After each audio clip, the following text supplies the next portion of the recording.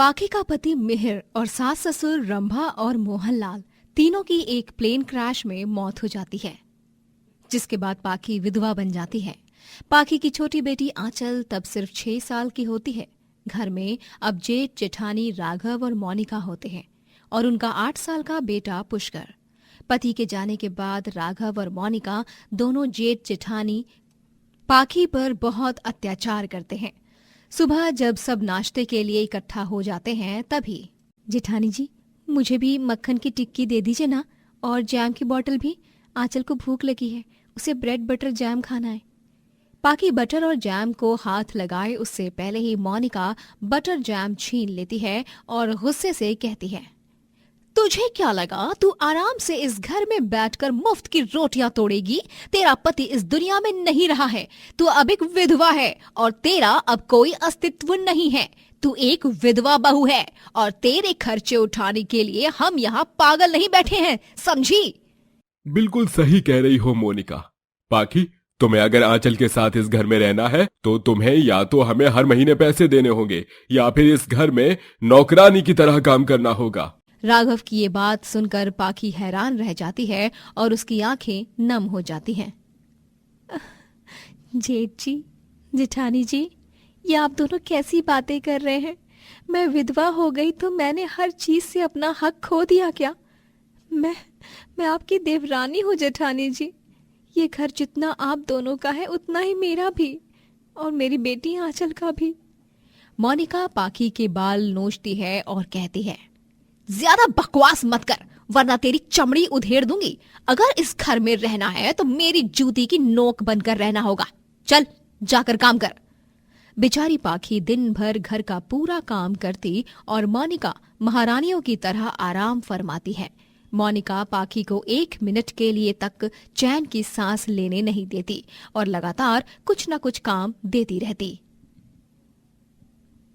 अरे ठीक से साफ कर, बेवकूफ कहीं की। हाथ में जान है कि नहीं? जी जेठानी जी। आंचल रोने लगती है और कमरे में अकेली होती है। तभी, जेठानी जी, वो कमरे में आंचल अकेली है, मैं अभी उसे देखकर आई। कहीं खेलते कूदते कोई चोट ना आ गई हो उसे। खबरदार जो वहां गई तो चुपचाप मेरे पैरों की मालिश कर, वरना आज रात का खाना नहीं मिलेगा। चल अच्छे से मालिश कर। मोनिका और राघव पाखी के कमरे को अब गेस्ट रूम बना देते हैं और उसे घर के आंगन में रहने को बोलते हैं। मोनिका जब पाखी और आंचल का सारा सामान घर के बाहर फेंक रही होती है तभी, जेठानी जी, आप मेरा और आंचल का सामान घर के बाहर क्यों फेंक रही हो? शुक्र मना कि तुझे और तेरी मनहूस बेटी को घर के बाहर नहीं निकाल रहे। मैंने फैसला लिया है कि तुम्हारे और आंचल के रूम को अब एक गेस्ट रूम में बदला जाए, इसलिए अब से तुम और आंचल दोनों भी घर के आंगन में रहोगी। लेकिन जेठानी जी। शट अप पाखी, ज्यादा बकर बकर मत करो वरना तुम्हें घर से भी निकाल देंगे। राघव और मोनिका दोनों ही पाखी के पति मिहिर के नाम की सारी जायदाद अपने पास हड़प लेते हैं और पाखी और आंचल को 1% का हिस्सा तक नहीं देते। जेठ जी, जेठानी जी, आपने ऐसा क्यों किया? वो हिस्सा आंचल और मेरा था, कम से कम वो मेरी आंचल के भविष्य के लिए तो काम आता। तुम अब एक विधवा हो। मिहिर के जाने के बाद तुम्हारा अब इस दुनिया में कोई सम्मान नहीं रहा, और वैसे भी तुम्हें जिंदगी भर तो हमारी नौकरानी बनकर रहना है। खाना पीना घर ये तो सब तुम्हें दे ही रहा हूं, तो फिर जायदाद के हिस्से की क्या जरूरत है? और नहीं तो क्या, नखरे हैं सब बस इस चुड़ैल के। कपकपाती हुई ठंड में पाखी और आंचल दोनों ही घर के आंगन में सोते हैं। वहीं अंदर राघव और मोनिका अपने बेटे पुष्कर संग कंबल ओढ़कर सोते हैं। त्योहार के दिन जब पाखी सफेद रंग की जगह लाल रंग की साड़ी पहनती है तभी, ओ हीरोइन, ये सब क्या है? तू भूल गई हो क्या? तुम्हारा पति अब मर चुका है। तुम एक विधवा हो और एक विधवा होते हुए भी तुमने लाल रंग की साड़ी पहनी है। लाल रंग सुहागन का होता है और सफेद रंग एक विधवा का, समझी? लेकिन जेठानी जी, पड़ोस के रंजीत की भी बीवी को गए हुए 2 महीने हुए हैं, लेकिन उनके लिए तो दूसरा रिश्ता भी आ गया है।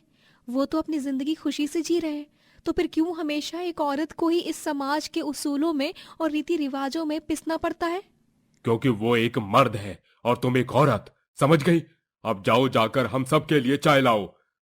मास्टरनी की तरह जुबान चलाने दे दो बस इसे। दिन ब दिन मोनिका और राघव पाखी पर बहुत अत्याचार करने लगते हैं। हद तो तब हो जाती है जब वो उसे और उसकी बेटी को तबीयत खराब होने पर भूखा मारते हैं। ये सब सोचकर एक रात पाखी अपनी बेटी आंचल संग अपना सामान लेकर बस पकड़कर दूसरे शहर चली जाती है। किसी और शहर में जाकर वो अपनी नई दुनिया बसाती है और लोगों के घरों में झाड़ू पोछा करके वो पैसे कमाती है और आंचल को एक अच्छे स्कूल में भेजती है। पता नहीं कहाँ चली गई होगी वो कलमुही। अच्छी भली नौकरानी थी फ्री फंड की, मेरे तो बड़े बुरे हाल हो गए हैं। पाखी अब बहुत ही अच्छे से अपनी बेटी को पालती और बड़े होकर आंचल एक डॉक्टर बनती है।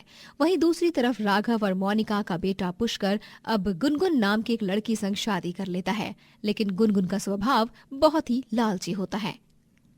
पुष्कर, तुम्हारे दोनों माँ बाप अब बूढ़े हो चुके हैं, उन्हें अब वृद्धाश्रम में डाल दो प्लीज, और उनसे ना प्रॉपर्टी भी सारी की सारी हड़प लो। आगे चल के हमारा फ्यूचर है, हमारे होने वाले बच्चे का फ्यूचर है। तुम्हें कुछ पड़ी भी है कि नहीं? हाँ गुनगुन, तुम बिल्कुल सही कह रही हो। पुष्कर अपनी बीवी के भड़काने से भड़क जाता है और बूढ़े राघव और मोनिका को घर से बाहर निकाल देता है और वृद्धाश्रम जाने को कहता है। राघव और मोनिका अब यहाँ से वहाँ दर दर भटकते हैं और वो एक जगह बेहोश होकर गिर पड़ते हैं। तभी आंचल वहाँ आकर उन्हें बचाती है और अपने घर ले आती है। होश आने पर राघव और मोनिका देखते हैं कि वो पाकी के घर में हैं। हमें माफ कर दो पाकी। आंचल बिटिया, आज हमें पता चला कि हम कितने गलत थे। आज हमें हमारी खुद की औलाद ने ही घर से बाहर निकाल दिया, लेकिन आंचल ने बचा लिया। हम दोनों ने तुम्हारे साथ बहुत ज्यादा अत्याचार किया है पाखी, हमें माफ कर दो पाखी, माफ कर दो हमें। राघव और मोनिका दोनों ही पाखी से हाथ जोड़कर माफी मांगते हैं। माफी मत मांगिए जेठ जी, जेठानी जी, आप दोनों को अपनी गलती का एहसास हो गया, यही बहुत है। निराश मत होइए, पुष्कर नहीं लेकिन मेरी आंचल हम सबको संभालेगी। और इस तरह अतीत के सारे गिले शिकवे भूलकर पाखी राघव और मोनिका को माफ कर देती है और वो सब एक साथ खुशी से रहने लगते हैं। अनुज और माया दोनों ही मुंबई शहर में रहते हैं और दोनों ने एक बड़ी सी फेसिंग इमारत में अपना फ्लैट ले रखा होता है। उनकी लाइफस्टाइल एकदम पॉश होती है। दोनों ही काम करते हैं और बड़ी बड़ी कंपनीज में बड़े बड़े पोस्ट पर होते हैं। अनुज की मां प्रकाशी गांव में रहती है और एक दिन जब अनुज को पता चलता है कि प्रकाशी की तबीयत खराब हो गई है तो वो फौरन उससे लाने गांव चला जाता है। माँ, आप ठीक तो है ना? सॉरी आने में थोड़ी सी देर कर दी मैंने, लेकिन अब बस ये गांव की खेती और जमीन को हम बाद में देख लेंगे, लेकिन इस वक्त आप मेरे साथ गांव चल रही हो और मुझे कुछ नहीं पता। लेकिन अनुज बेटा, वहाँ शहर में तू और तेरी बीवी यानी माया बहू, तुम दोनों के साथ मैं कैसे आऊं? कैसी बातें कर रही हो माँ आप कोई मेहमान थोड़ी हो। अरे आपका ही घर है वो, आप मेरे जीवन की मालकिन हो। चलो अब मुझे और कोई आनाकानी नहीं चाहिए। अनुज प्रकाशी को लेकर गांव से शहर आ जाता है और सास प्रकाशी को देखकर माया बहू के होश ही उड़ जाते हैं। मम्मी जी, आप? हाँ, मैं ही माया बहू मैं हूँ। सुबह के 10 बजे ही तेरे चेहरे पर 12 क्यों बज गए मेरी शक्ल देखकर? अब से मैं यही रहूंगी तुम दोनों के साथ और तुम दोनों को अच्छा अच्छा खाना बनाकर खिलाऊंगी। अब दरवाजे पर ही खड़ा रखेगी मुझे या हटेगी भी? अंदर आने का रास्ता दे मेरी माँ। Oh yes yes, please come, आइए ना। प्रकाशी घर में घुसते ही पूरे घर को निहारने लगती है और ये सब देखकर माया को अनुज पर बहुत गुस्सा आता है। पता नहीं कौन से कीड़े ने काट लिया मेरी इस पागल पति को, जो ये इस आफत को लेकर घर आ गया है। ईव, ये तेल की बदबू। If I am not wrong, ये चमेली का तेल है। जरूर इस बुढ़िया ने ही लगाया होगा। ओह माय गॉड, ये तो किचन रूम में गई है, कहीं कोई कांड न कर दे वहां। डर के मारे माया फौरन किचन में जाकर देखती है कि सास प्रकाशी फ्रिज को खोलकर उसके अंदर जाने की कोशिश कर रही है और फ्रिज में अपने पैर के कदम आगे बढ़ाने वाली थी। मम्मी जी, अरे आपका दिमाग खराब हो गया है क्या? ये आप क्या कर रही हैं? ये फ्रिज है, इसमें सामान रखा जाता है ठंडा होने के लिए। अच्छा अच्छा, मुझे लगा कोई बर्फीली मशीन होगी इसीलिए। प्रकाशी शहर के मॉडर्न तौर तरीकों से अनजान थी और उसे हर एक नई चीज देखकर कुछ समझ नहीं आता, जिसके कारण वो कोई ना कोई रायता फैलाई जा रही होती है और माया बहू उसके कारण और भी परेशान होती है। एक सुबह प्रकाशी फ्लैट के गेट पर एक गाय और भैंस लाती है और दोनों को दरवाजे से बांध देती है। ये देखकर माया और अनुज हैरान रह जाते हैं। माँ, आपने ये गाय और भैंस यहाँ क्यों बांधे हैं? वो दरअसल मैंने सोचा कि कब तक तुम लोग जाकर वही पन्नी वाला दूध खरीद कर लाओगे, इससे अच्छा मैं खुद ही गाय और भैंस को उठा लाई। ये सुनकर अनुज और माया अपना सर पकड़ लेते हैं। Mummy ji, this is too much. हाँ, चम्मच? अरे चम्मच तो रसोई में रखा है बहू। ओह गॉड, आप ना सीरियसली, हेडेक हो हेडेक। ये एक पॉश और लग्जूरियस अपार्टमेंट है, इसे गांव का आंगन या तबेला मत बनाओ। और अभी के अभी इन दोनों गाय भैंस को ना जहां से लाया था प्लीज वहीं छोड़ाओ प्लीज। प्रकाशी गाय और भैंस को फिर से छोड़ाती है। फिर अगले दिन, चलो मेरा प्रेजेंटेशन फाइल तो बन गया है। रात भर जाकर मैंने कड़ी मेहनत की है। अगर ये प्रेजेंटेशन क्लाइंट को पसंद आ गया ना तो मेरा प्रमोशन तो फिक्स है। आई होप ऐसा ही हो। क्विकली नहा लेती हो। माया लैपटॉप को बेड पर छोड़ देती है और फिर वहां से चली जाती है। और फिर प्रकाशी वहां पर आकर धोने के लिए कपड़े इकट्ठा कर लेती है। सारे कपड़े तो ले लिए धोने के लिए, लेकिन ये लैपटॉप, इस पर तो कितनी सारी धूल मिट्टी लगी है। अब मुझे लगता है कि इसे भी साफ करना होगा। इसे भी धो देती हूँ। प्रकाशी उस लैपटॉप को लेकर जाती है और उसे साबुन से घिस घिस कर धोती है और सुखाने के लिए टांगती है। और जब माया अपने लैपटॉप को रस्सी पर सुखाया हुआ देखती है तभी उसके पैरों तले जमीन खिसक जाती है और वो जोर से चिल्ला पड़ती है। नहीं! Oh my God! ये आपने क्या कर दिया मम्मी जी? अरे ये मेरा लैपटॉप था। Oh no! इसे कैसे धो दिया आपने? Oh God! आज मेरा प्रेजेंटेशन है। रात भर जाग कर इतनी मेहनत से मैंने उस पीपीटी को बनाया था। मेरा लैपटॉप! बेवकूफ, गंवार, अनपढ़, धोबी औरत। रत्ती भर की भी अकल नहीं अपने आप में। मुझे माफ कर दे माया बहू, मुझे नहीं पता था कि ऐसा कुछ हो जाएगा। सारी बहू, बस सारी। Oh please shut up now, वरना आपकी ये घटिया इंग्लिश सुनकर ना मेरे कानों से खून निकल जाएगा। माया प्रकाशी पर बहुत गुस्सा हो जाती है और जब उसकी फ्रेंड्स अगले दिन घर पर आती हैं तभी, अरे माया, ये ओल्ड वुमेन कौन है? तेरी कोई रिलेटिव है? कहीं तेरी सास तो नहीं? हैव यू लॉस्ट टीना? ऐसे गवार गांव की औरत मेरी सास कैसे हो सकती है? ये मेरे घर की काम वाली बाई है। ओ मैडम, चलो सबको नाश्ता दो और गर्मा गर्म चाय लाओ, अनपढ़ इडियट औरत। इन काम वाली बाइयों के साथ ना ऐसे ही पेश आना चाहिए, वरना सर पर बैठ जाते हैं। प्रकाशी रसोई में जाकर फूट फूट कर रोती है। उसे अपना अपमान सुनकर बहुत बुरा लगता है। माया अब आए दिन प्रकाशी को अपमानित करती रहती है।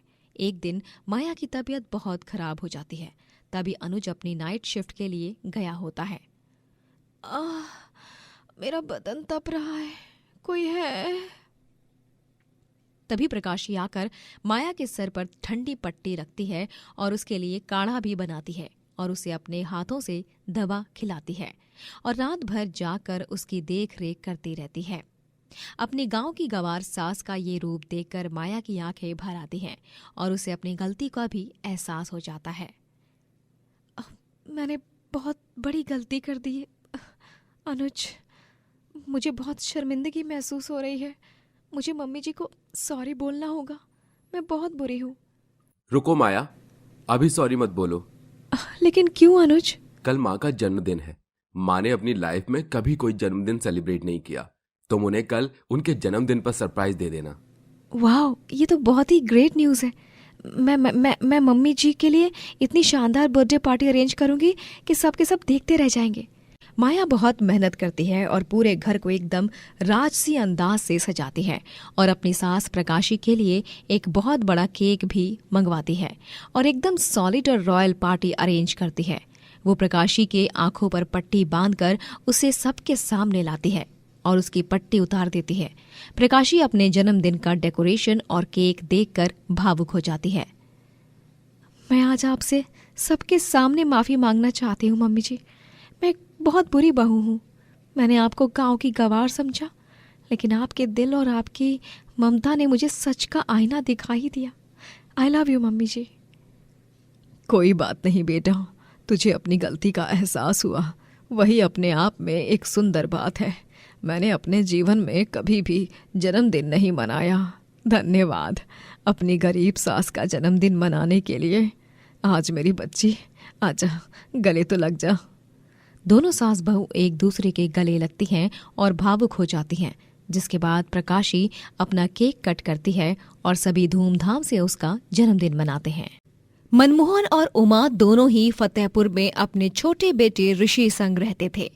मनमोहन अपने पैरों से अपाहिज था, जिसके चलते वो घर पर ही रहता और चल फिर नहीं पाता और सारी जिम्मेदारियां उमा के कंधों पर आ गई थीं। उमा दूसरे लोगों के घर में जाकर खाना पकाती और अपना और अपने पति और बेटे का पेट पालती। मनमोहन जी, ये लीजिए खाना। मनमोहन बस व्हील चेयर पर ही बैठा रहता और वो अपने पैरों पर खड़ा भी नहीं हो पाता। उमा, मुझे माफ कर दो। पता नहीं उस रात क्या हुआ और मेरा एक्सीडेंट हुआ। मैंने अपने पैरों को खो दिया और अपाहिज हो गया, और मेरी वजह से तुम्हें इतना सहना पड़ता है, इतनी मेहनत करनी पड़ती है। इतनी मेहनत करती हो तुम, और मैं बस इस व्हील चेयर पर ही पड़ा रहता हूँ। ऐसा मत कहिए, आप अपाहिज हो गए, इसमें आपकी क्या गलती है? आपने जानबूझ के थोड़े ना ये सब किया है। भले ही डॉक्टर बाबू ने कहा है कि आप शायद ही कभी अपने पैरों पर खड़े हो पाएंगे, लेकिन मुझे अपने भगवान पर और हमारे पवित्र प्यार पर पूरा भरोसा है कि आप एक ना एक दिन जरूर ठीक हो जाएंगे। उमा और मनमोहन दोनों ही एक दूसरे से बहुत प्यार करते थे और उनका प्यार ही उन दोनों की ताकत भी था। उमा को तकलीफ ना हो, इसीलिए मनमोहन रोज सुबह जल्दी उठकर ऋषि को तैयार करता, उसके बाल बनाता, उसका टिफिन पैक करता और उसको पढ़ाई भी करवाता। कभी कभी व्हील चेयर पर बैठकर ही घर की अलमारी या कोना साफ कर देता। उमा 3 जगह पर खाना बनाने जाती और तीनों ही मालकिनें बहुत क्रूर होती हैं। अरे ओ हीरोइन, अच्छे से कूटना मसाले को, तेरे हाथ छिल जाएंगे, इसका डर है क्या तुझे? क्यों, किसको दिखाने हैं तेरे हाथ तुझे? डेट पे जाना है क्या, बेवकूफ कहीं की? नहीं नहीं मालकिन साहिबा, नहीं नहीं। हाँ, वैसे भी तुझे तो बस अपने उस अपाहिज पति से ही प्यार है। चल चल, मेरे पति को ऑफिस से आते ही भूख लग जाती है, जल्दी से खाना बना दे, समझी? मालकिन के मुंह से अपने पति के बारे में ऐसी बात सुनकर उमा को बहुत बुरा लगता है। उसकी आंखों से आंसुओं की धारा बहती है, प्यास काटने से नहीं, उसके दिल पर ठेस पहुंचने की वजह से। करवा चौथ का पर्व आता है और उमा भी मनमोहन के लिए व्रत रखती है। उमा, ये व्रत मत रखो। तुम्हें आज व्रत के दिन भी बाकी घरों में रसोई पकानी है, तुम्हें चक्कर आ जाएंगे। और रही बात मेरी लंबी उम्र की, तो तुम रोज सुबह शाम मंदिर में दीप जलाकर मेरी लंबी उम्र की कामना करती हो भगवान से, तो ये व्रत तो... नहीं मनमोहन जी, मैं आपकी अर्धांगिनी हूँ और मैं हमेशा की तरह इस साल भी आपके लिए करवा चौथ का व्रत रखूंगी। देखिए, करवा माता इस सुहागन की मांग को जरूर स्वीकार करेंगे और मेरे सुहाग को ठीक कर देंगी। माँ, आप फिर भी अपना ख्याल रखना, रात में हम तीनों भी छत पर जाएंगे, जल्दी आना। हाँ बेटा। उमा करवा चौथ के दिन भी तीनों मालकिनों के घर में जाकर रसोई में खाना पकाती है। पहली जगह के काम पर तो वो बिल्कुल सही से काम कर लेती है, दूसरी जगह भी वो सही होती है, लेकिन तीसरी जगह काम करते करते उसकी हालत खराब होने लगती है। ओ मैडम, कछुए की तरह काम मत कर, मशीन की तरह हाथ चला। आज शाम मेरी सारी सहेलियां आने वाले हैं और उनकी सास भी कथा पढ़ने और फेरी की रस्म भी होगी, तो तुम्हें करीबन 40 से 50 लोगों का खाना बनाना होगा और चांद निकलने तक यहाँ रुकना होगा, सबको स्नैक्स और नाश्ता परोसने के लिए, समझे? लेकिन मालकिन, व्रत तो मेरा भी है, मुझे भी तो कथा पढ़नी है, चांद की पूजा करनी है। अच्छा ठीक है, तो तुम भी किसी कोने में बैठकर अपनी कथा पढ़ लेना, लेकिन खाना तो तुम्हें पूरा बनाना ही होगा, समझी? बेचारी उमा अपने हाथों को तेज चलाने लगती है। उसे बहुत चक्कर आने जैसा महसूस होता है, उसका सर भी घूमने लगता है, पर फिर भी वो खाना बनाती ही रहती है, बिना सोचे, बिना रुके। शाम को मालकिन और बाकी सारी औरतें इकट्ठा हो जाती हैं और एक बूढ़ी औरत उन सब के बीच बैठकर उन्हें करवा चौथ की कहानी सुनाती है। और फिर पत्नी करवा आपन सुहागन की चिल्लाहट सुन के भागे दौड़े चली आई और ऊ मगरमच्छ का कच्चे धागे से बांध दिए। और फिर उके बाद में हुआ यूं के उमा रसोई में खाना बना रही थी, लेकिन उसके कान बाहर बूढ़ी माई की कहानी पर थे और वो बस जय माँ करवा कहकर मन ही मन मुस्कुरा रही थी। फिर थोड़ी देर का समय लेकर वो रसोई में ही करवा माँ की तस्वीर लगाकर दीप जलाती है और उनकी पूजा आराधना करते हुए कथा पढ़ने लग जाती है। और पूरे भक्ति और भाव से वो आंखों में आंसू लिए करवा माँ से अपने पति की लंबी उम्र की प्रार्थना करती है। हे करवा माता, मेरे पति के पैरों को ठीक कर दो। मैं अपने पति को इस हाल में नहीं देख सकती। उन्हें बहुत दर्द होता है, लेकिन वो बताते नहीं हैं, मौन रहते हैं, क्योंकि मैं काम करती हूँ। इसीलिए मैं आज इस पवित्र रात में प्यार की पूजा करने वाले त्योहार पर आपसे अपने पति की लंबी उम्र की प्रार्थना करती हूँ। उमा अपनी पूजा पूरी कर लेती है और सभी को शरबत और नाश्ता परोसने लगती है। वहीं सारी औरतें और मालकिन चांद का इंतजार करती हैं और एक साथ गोल बनाकर बैठती हैं और पूजा की सजाई हुई थाली आपस में घुमाते हुए फेरी की रस्म करती हैं और गाती हैं। हाथों में पूजा की थाली, आई रात सुहागों वाली, चांद को देखो हाथ में जोड़ू, करवा चौथ का व्रत मैं तोड़ू, तेरे हाथ से पीकर पानी दासी से बन जाऊं रानी, आज की रात जो मांगे कोई वो पा जाए रे, घर आजा परदेसी तेरा देश बुलाए रे, घर आजा परदेसी तेरा देश बुलाए रे। और इसी बीच उमा भी अपनी थाली सजा लेती है और घूंघट ओढ़कर उन सभी औरतों के बीच अपना चेहरा छुपाकर बैठ जाती है, ताकि मालकिन को शक न हो और वो चिल्लाए ना। मेरी फेरी की रस्म भी हो गई, जय माँ करवा। अब बस वक्त रहते ही मैं चांद आने से पहले मनमोहन जी के पास चली जाऊं, वो मेरी राह देख रहे होंगे। उमा अपनी फेरी की रस्म भी पूरी कर लेती है और फिर अपना सारा काम निपटाकर वो जल्दी से हाथ रिक्शा में बैठती है और अपने घर जाती है। अरे उमा, तुम आ गई? जी, वो थोड़ी सी देर हो गई। अच्छा सुनिए, ये कुर्ता आप देख लीजिए, मैंने आपके लिए बाजार से लिया था। लेकिन उमा, इसकी क्या जरूरत थी? सुहागन श्रृंगार करेगी तो उसका सुहाग क्यों नहीं? ऋषि, पापा की मदद करो, तब तक मैं भी तैयार हो जाती हूँ। उमा श्रृंगार करके लाल साड़ी में तैयार हो जाती है और मनमोहन भी लाल कुर्ता पहनता है। ऋषि भी सजता है और उमा अपनी पूजा की थाली लिए छत पर जाती है और फिर थाली छत पर रखकर फिर से नीचे आती है और व्हील चेयर से मनमोहन को भी छत पर ले जाती है। तीनों भी छत पर चांद की राह देख रहे हैं। तभी मनमोहन देखता है कि उमा का पैर छत पर से फिसलने वाला है और वो गिरने वाली है। मनमोहन का जी घबरा जाता है और उमा गिरे उससे पहले ही मनमोहन जोर से चिल्लाता है और अपने दोनों पैरों पर खड़े होकर उमा को बचाने के लिए भागता है। उमा! मनमोहन उमा की जान बचा लेता है और उमा और ऋषि दोनों भी मनमोहन को खड़े देख आश्चर्यचकित रह जाते हैं। और तो और मनमोहन को खुद अपने आप पर यकीन नहीं होता कि वो अब चल फिर सकता है। उमा, ऋषि बेटा, ये देखो,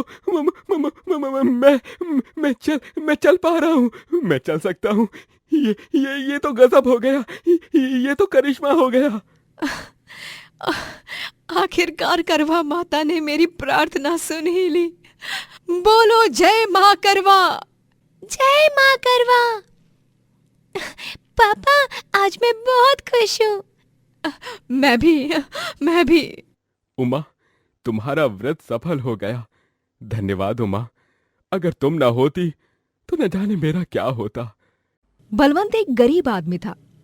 वो हरपालगंज नामक एक गांव में अपनी बीवी उर्मिला और माता पिता शकुंतला और सुरेंद्र संग रहता था। उर्मिला गर्भवती थी और उसके 9 महीने पूरे हो जाते हैं और उसे हॉस्पिटल ले जाया जाता है। डिलीवरी हो जाती है और डॉक्टर हॉस्पिटल रूम से बाहर आते हैं और कहते हैं, बधाई हो, बेटी हुई है। आपके घर लक्ष्मी आई है। क्या? सच में? अरे धन्यवाद डॉक्टर जी, बहुत बहुत धन्यवाद। हम क्या हमारी बच्ची को देख सकते हैं? उसे अपनी गोदी में लेकर खेल सकते हैं ना उसके संग? जी बलवंत जी, बिल्कुल। बलवंत और उसके माता पिता शकुंतला और सुरेंद्र तीनों हॉस्पिटल रूम में जाकर बेटी को देखते हैं तो शकुंतला और सुरेंद्र के होश उड़ जाते हैं। वो दोनों देखते हैं कि बेटी तो काली है। वहीं बलवंत अपनी बेटी को खुशी से अपनी गोद में उठाता है। अले अले अले राजकुमारी, हाँ, ओए मेरी परी। हाय दैया, ई का अनर्थ होएगा वा। अरे हमने तो आपन बुरा सपना माँ भी नहीं सोचा था कि हमार पोती काली कलौटी हो। हमरे तो भागी फूटे हैं। ई का होएगा वह पहाड़ी वाले बाबा, हमका तो यकीन ही नहीं होवत है। पहली बात तो ई कि एक बेटी जन्मी है और दूसरी बात ई कि वो भी काली। अरे बलवंत बिटवा, तुहार बेटी इतनी काली होकर तू ई के साथ इतना प्यार और स्नेह से पेश आवत है, हाँ? तुहार के कानू दुख पीड़ा मलाल नहीं होवत है का? काहे पापा ऐसे काहे बोलत हो?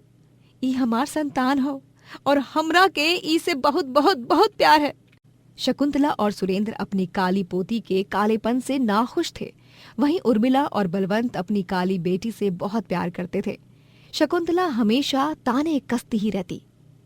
अम्मा जी, जरा लाडो रानी के लाने दूध तो गरम करके लाई दो, कब्बों की भूखी प्यासी बैठी है। आ जाए दे, हमको कौनो फर्क नहीं पड़त है। ई तो हर लड़की है, तू ई का संभाल। ऐसन काले लोगन के खातिर हमार जीवन में कौनो जगह नहीं हो। पता नहीं कौन सा काला जामुन खाई के पैदा करल बानी ई का। शकुंतला और सुरेंद्र कभी भी उस काली बेटी को नहीं अपनाते। एक दिन उर्मिला, शकुंतला और सुरेंद्र टैक्सी में बैठकर कहीं से आ रहे थे कि तभी उनका एक्सीडेंट हो जाता है और उनकी मृत्यु हो जाती है। इस हादसे के बाद बलवंत पूरी तरह टूट जाता है, लेकिन समय की बहती धारा के साथ वो हिम्मत जुटाता है और अकेले ही अपनी काली बेटी की परवरिश करता है। वो उसका नाम रानी रखता है। रानी वक्त के साथ बड़ी हो जाती है, लेकिन उसे अपने कालेपन की वजह से स्कूल में, गली मोहल्लों में, चौक चौराहे और नुक्कड़ पे हर जगह बुरा भला सुनना पड़ता। अरे वो देखो कितनी काली लड़की है ना। ओए काला टीका। हमारी बेटी तो फूल सी सुंदर है और एकदम गोरी है। भगवान भला करे इस बेचारी कल्लो का। ओफो, बेचारी रानी। नाम तो रानी है लेकिन दिखती निहायती नौकरानी है। ये बेचारी तो चाहे दुनिया भर का मेकअप भी थोप ले अपने चेहरे पे, फिर भी ये अपना कालापन नहीं छुपा पाएगी। सो सैड ना। सब रानी की निंदा करते हैं और उसे बहुत बुरा लगता है।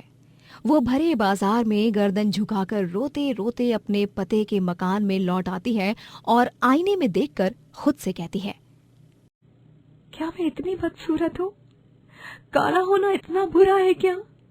मैंने तो ना कोई चोरी की, ना कोई गलत काम किया, ना किसी को परेशान किया, फिर भी सब मुझे इतना चिढ़ाते हैं और बुरा बुरा बोलते हैं, इसलिए क्योंकि मैं काली हूँ। तभी वहाँ पे बलवंत आ जाता है और वो रानी से कहता है, पापा, क्या मैं इतनी बुरी हूँ? सब मुझे गंदा गंदा बोलते हैं, कोई मेरे साथ दोस्ती नहीं करना चाहता, सब गोरे हैं और मैं काली हूँ, ऐसा क्यों पापा? नहीं बेटा, आपसे ये सभी लोग जलते हैं, कुड़ते हैं, इसलिए ऐसा कह रहे हैं। इन्हें आप नापसंद हो ना, इसलिए हमेशा मेरी बात को ध्यान में रखना। इंसान की बाहरी सुंदरता मायने नहीं रखती, वो अंदर से कितना अच्छा है, मन से कितना प्यारा है, ये मायने रखता है। बलवंत रानी को जैसे तैसे समझाता है।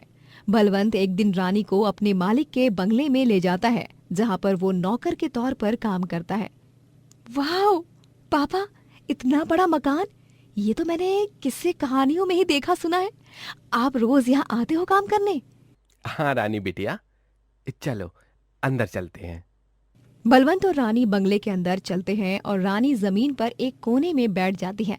तभी वहाँ की मालकिन मालविका आती है और गुस्से से आग बबूला होकर कहती हैं, ओ मैडम, ये क्या है? ईयो! मेरी इतनी सुनहरी सुंदर चमकीली संगमरमर की फर्श पर ये काली लड़की बैठ गई। कौन सी झुग्गी से भागकर यहाँ इस राजमहल में घुस आई रे तू छुटंकी? ठकुराइन, मुझे माफ कर दीजिए। मैं वो। ठकुराइन, क्या हुआ? ये मेरी बेटी है, रानी नाम है इसका।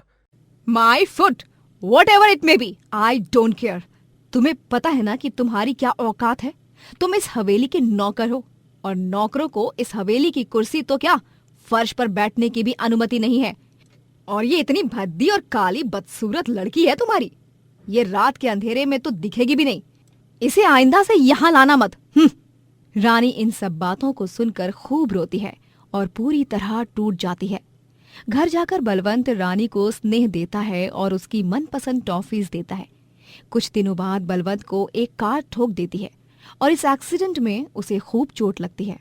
उसे फौरन हॉस्पिटल ले जाया जाता है और तभी डॉक्टर रानी से कहते हैं, रानी बेटा, आपके पापा को सिर पर मेजर इंजरीज लगी हैं, इसलिए तुरंत उनका ऑपरेशन करना होगा और उसके लिए आपको 30,000 का इंतजाम करना होगा, जल्द से जल्द। 30,000? लेकिन मैं इतने सारे पैसे कहाँ से लाऊंगी? कहानियों की तरह कोई एंजल भी मेरी हेल्प नहीं करेगी। रानी नुक्कड़ और चौक चौराहे पर लोगों के जूते पॉलिश करना शुरू करती है और पैसे कमाने लगती है।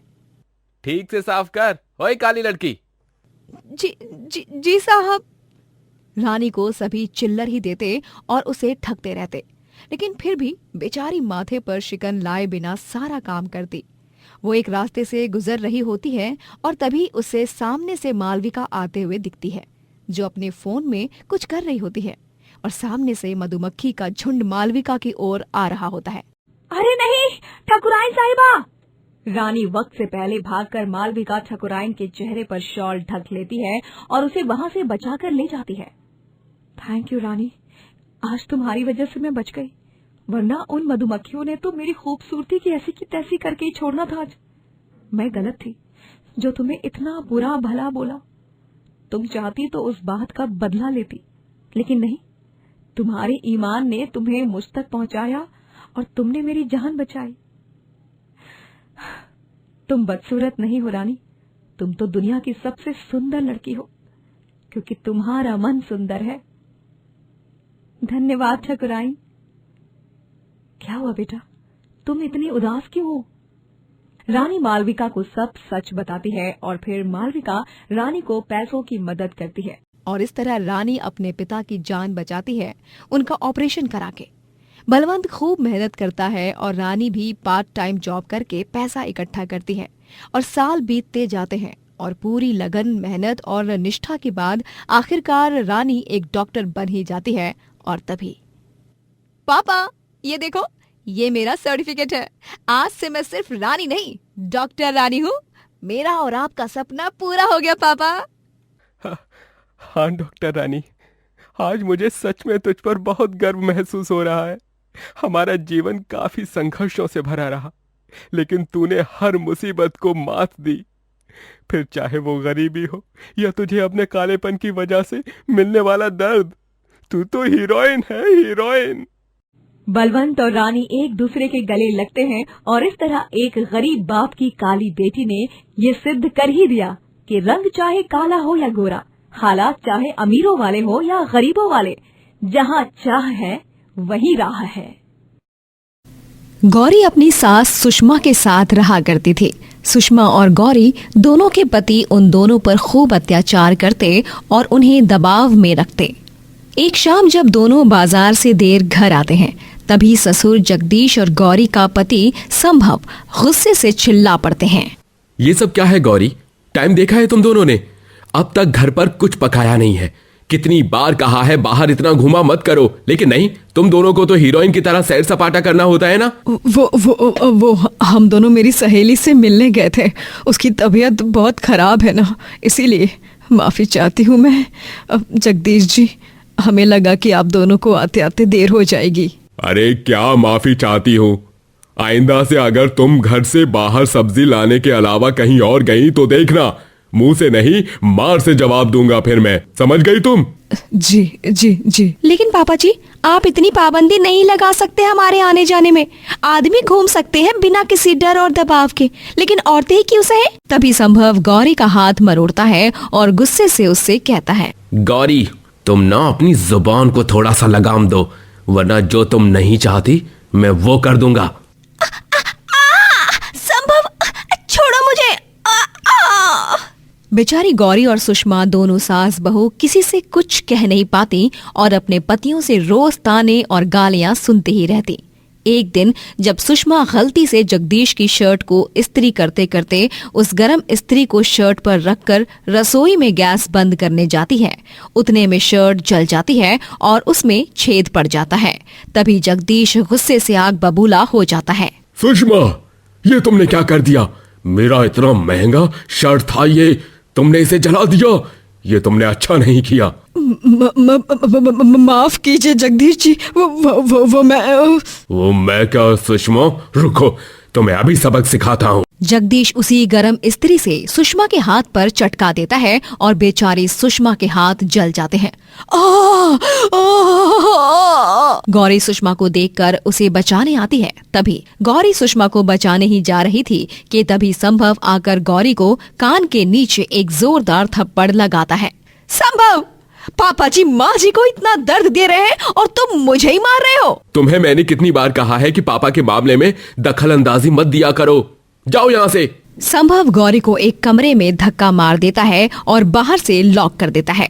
गौरी अंदर से चिल्लाती रहती है, रोती रहती है। दरवाजा खोलो संभव, संभव, प्लीज संभव, माँ जी की तबीयत खराब हो जाएगी, उनका हाथ संभव। लेकिन संभव नहीं सुनता। सुषमा और गौरी दोनों सास बहू बहुत ही स्वादिष्ट खाना बनाया करती और जो कोई भी उनके हाथ का खाना खाता वो उनकी तारीफ के पुल बांधता रहता। लेकिन एक दिन दोनों की तबीयत खराब होने के कारण उनसे खाना अच्छा नहीं बनता, जिससे संभव और जगदीश दोनों को गुस्सा आता है और वो दोनों ही उन्हें बेल्ट से मारने लगते हैं। बनाएगी घटिया खाना? बोल, बनाएगी? हाँ, आज तो तुम्हारी खैर नहीं, आज तुमने हमारे मुंह का स्वाद बिगाड़ दिया। नहीं, हमें मत मारो, हमें मत मारो, नहीं, हमें मत मारो, हमें मत मारो। तभी अचानक से वहाँ पर पुलिस आ जाती है और वो संभव और जगदीश को गिरफ्तार कर लेती है। हमें आपके पड़ोसियों ने ये सारी झगड़े की आवाज सुनकर फोन किया, इसलिए हम तुरंत आ गए आप दोनों की हिफाजत के लिए। चलो ओए दरिंदो, अब जाकर जेल में चक्की पीसना। Thank you so much inspector साहब, इन दोनों राक्षसों को कड़ी से कड़ी सजा देना, ये मेरी विनती है आपसे। पुलिस इंस्पेक्टर क्रूर जगदीश और संभव को गिरफ्तार करके ले जाते हैं और जेल में कैद कर लेते हैं। अब दोनों गरीब सास बहू उस घर को छोड़कर एक नए मकान में रहने लगती हैं और दोनों अपना एक ढाबा खोल लेती हैं, जिसमें वो दोनों अपने हाथों से स्वादिष्ट और मजेदार खाना पकाती हैं और उसे बेचने लगती हैं। माँ जी, आप अब दाल मखनी संभालिए, मैं ये पूरियां बेलती हूँ और इन्हें तलती हूँ। नहीं गौरी बहू, मैं कर लूंगी, तू ग्राहकों को भी संभाल रही है ना। नहीं माँ जी, मैं कह रही हूँ ना, आप दीजिए मुझे। इस तरह दोनों सास बहू साथ मिलकर ढाबा संभालते हैं। लेकिन एक दिन अचानक से एक घमंडी अमीर आदमी उनके ढाबे पर आता है और वो उनसे कहता है, ओ मैडम, चलो चलो, अपना ढाबा हटाओ अब यहाँ से, बहुत हो गया तुम दोनों का ड्रामा। अब मुझे इस जमीन पर अपना बंगलो बनाना है, जाओ निकल जाओ यहाँ से अपने ढाबे को खाली करके। अरे ऐसे कैसे? हम इस ढाबे का भाड़ा देते हैं हर महीने, ये जमीन आपकी नहीं किसी और की है, तो आप कैसे हक जता रहे हो? अरे ओ मैडम, उस ढोलकिया से मैंने ये जमीन खरीद ली है। जल्दी से अपना ढाबा खाली करो, वरना मुझे ही जेसीबी बुलानी होगी और ढाबे के साथ ही आप दोनों का नामो निशान मिटाना होगा। वो बुरा अमीर आदमी बेचारी दोनों सास बहू के ढाबे को उन्हीं की नजरों के सामने तोड़ देता है और उन्हें वहां से निकाल देता है। अब दोनों सास बहू यहाँ से वहां दर दर भटकने लगती हैं। गौरी बहू, अब हम क्या करेंगे? हमारा तो ढाबा ही चला गया, हमारे जीने का जरिया, हमारी रोजी रोटी छीन ली उस दुष्ट आदमी ने हमसे। चिंता मत कीजिए माँ जी, हमें हिम्मत नहीं हारनी है और बस आगे बढ़ते ही जाना है। फिर चाहे इस सफर में कुछ रास्तों पर हमें जीत मिले या फिर हार। दोनों जा ही रही होती हैं कि उतने में बीच रास्ते में उनके सामने एक ट्रक रुक जाता है। हे भगवान, बच गए, वरना आज तो बातों बातों में ये ट्रक हमें ठोक ही देती। तभी उस ट्रक में से एक आदमी उतरता है और उसे देखकर गौरी चकित रह जाती है और वो आदमी भी गौरी को देखकर हैरान रह जाता है। धीरज, तुम यहाँ? गौरी, तुम यहाँ? तुम दोनों भी एक दूसरे को जानते हो क्या गौरी बहू? हाँ माँ जी, ये धीरज है, ये मेरा बचपन का दोस्त है, शक्ल और सूरत से अब तक नहीं बदला। और तुम भी नहीं। नमस्ते आंटी जी। नमस्ते बेटा। दरअसल ये ट्रक मेरे पास पड़े पड़े खराब हो जाए, इसलिए इसे मैं किसी को तो बेचने जा रहा हूँ। लेकिन गौरी आंटी जी, आप दोनों इतने उदास और टेंस्ड क्यों लग रहे हो? और तुम्हारा मंगलसूत्र कहाँ है? मैंने सुना तुम्हारी तो शादी हो गई है। तभी गौरी और सुषमा दोनों धीरज को अपनी दुख भरी कहानी बताते हैं और उसे सुनने के बाद धीरज कहता है, सॉरी गौरी, सॉरी आंटी जी, आप दोनों की कहानी सुनकर बहुत बुरा लग रहा है, लेकिन अच्छा हुआ कि वो दोनों जेल में चक्की पीस रहे हैं। गौरी, मेरे पास एक सुझाव है। आप दोनों का ढाबा नहीं रहा तो क्या हुआ, मेरी ट्रक है ना। मतलब ये कि तुम मेरी ट्रक में अपना ढाबा खोल दो, एक चलता फिरता ढाबा। सारा खाना अंदर पकेगा, कुछ पका पकाया आएगा, और आजकल फूड ट्रक्स का खाना लोग बहुत ही शौक से खाते हैं। हाँ धीरज, थैंक यू अपनी ट्रक को हमें देने के लिए। अरे it's fine, you are most welcome Gauri. फिर क्या, गौरी और सुषमा दोनों सास बहू ट्रक ढाबा चलाने लगती हैं और ट्रक में से खाना बेचती हैं और लोग बड़े ही चाव से उनका खाना खाते हैं। इस तरह दोनों सास बहू मेहनत करके पैसे कमाती हैं। अरे वाह वाह, क्या कमाल की आलू पूरी है, मजा ही आ गया। मुझे एक और प्लेट दे दो। अरे खाना बहुत अच्छा है और फ्रेश है। मुझे आप दोनों सास बहू का ये ट्रक ढाबा एकदम अमेजिंग लगा। इस तरह दोनों सास बहू मेहनत करके पैसे कमाती हैं और आगे चलकर धीरज और गौरी दोनों को भी एक दूसरे से प्यार हो जाता है और सास सुषमा उन दोनों की शादी करवाती हैं।